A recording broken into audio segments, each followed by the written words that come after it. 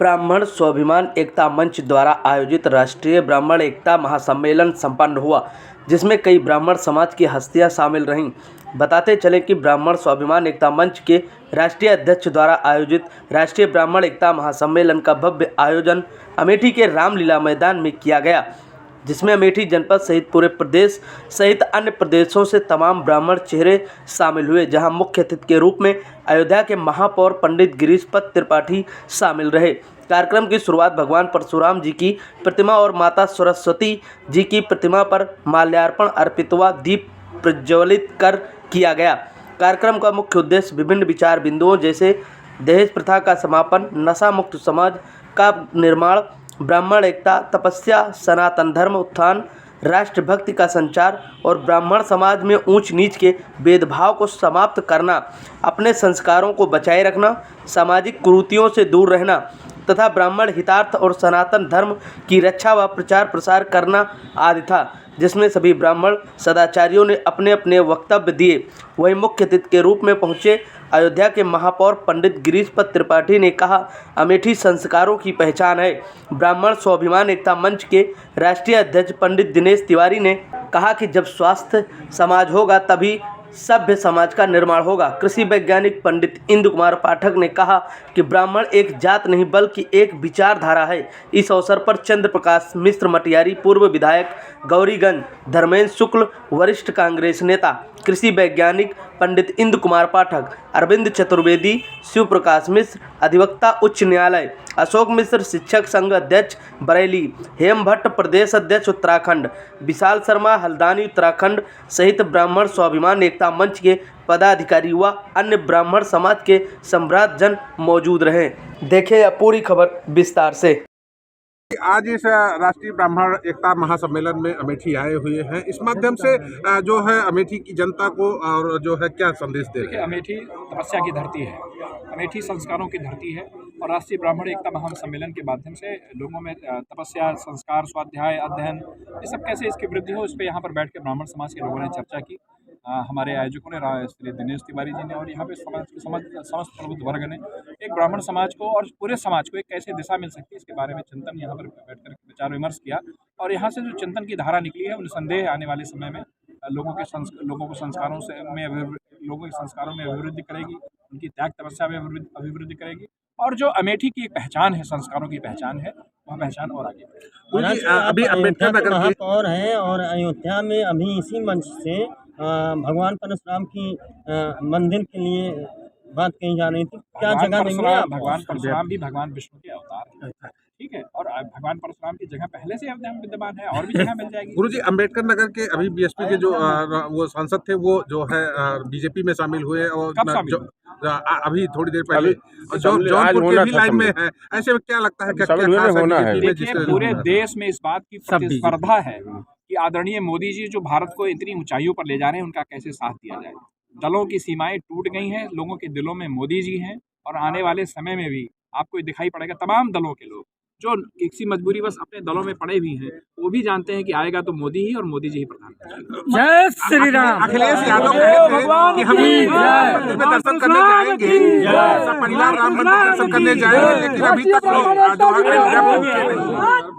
अखिलेश यादव जी कहे थे कि मैं सपरिवार दर्शन करने अयोध्या आऊंगा, लेकिन अभी तक नहीं आया। ना तो कांग्रेस के आ जाते तो उनका भी कुछ कल्याण हो जाता है। जो भी राजनीतिक लोग वहाँ पर आते हैं उनका कल्याण होता है, जो नहीं आ रहे उनका नहीं कल्याण हो रहा है। जो आएंगे उनका कल्याण होगा। हमारे रामलला सबके कल्याण करने में सक्षम समर्थ हैं और जो भी उनके दर्शन करने लिए उनके चरणों में आएगा उसका कल्याण होगा।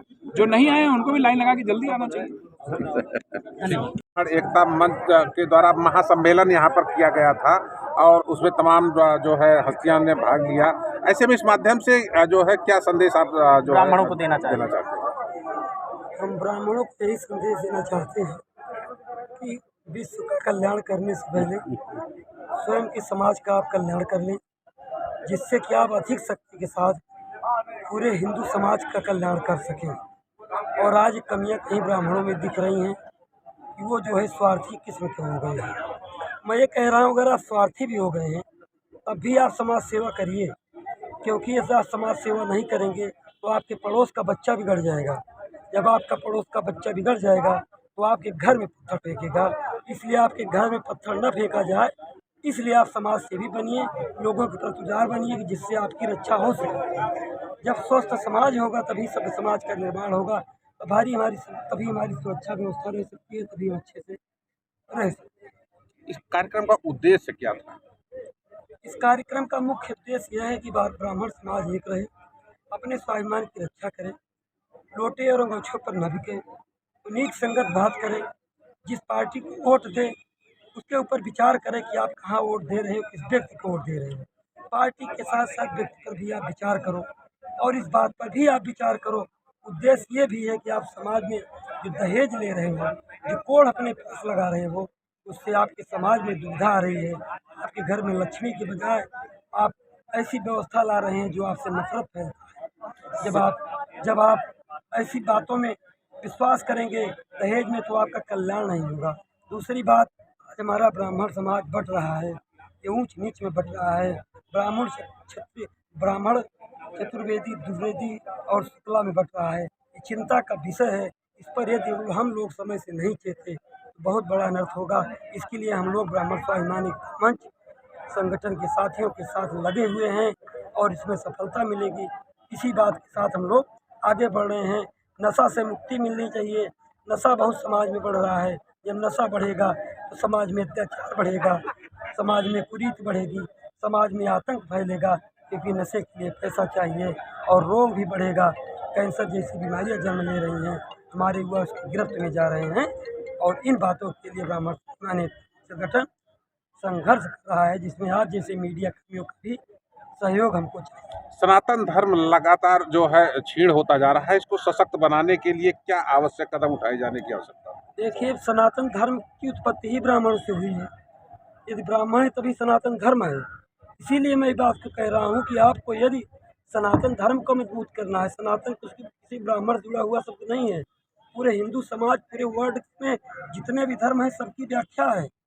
तो हमको चाहिए कि हम सब मिल करके इस सनातन धर्म को मजबूत करें, इससे हिंदू समाज की रक्षा हो सके, हमारे समाज में जितनी भी जातियां हैं सबका कल्याण हो सके।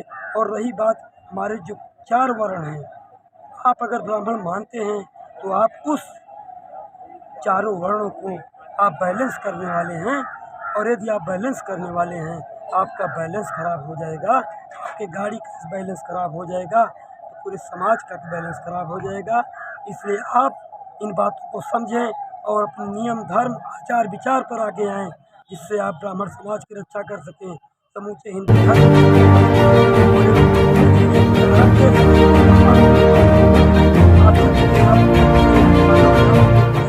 आप जिस भी वर्ण से आते हैं, आप अपने धर्म पर रहें तो निश्चित रूप से संदेश जाएगा। जब हम सुधरेंगे तभी। धन्यवाद। और दूसरी बात,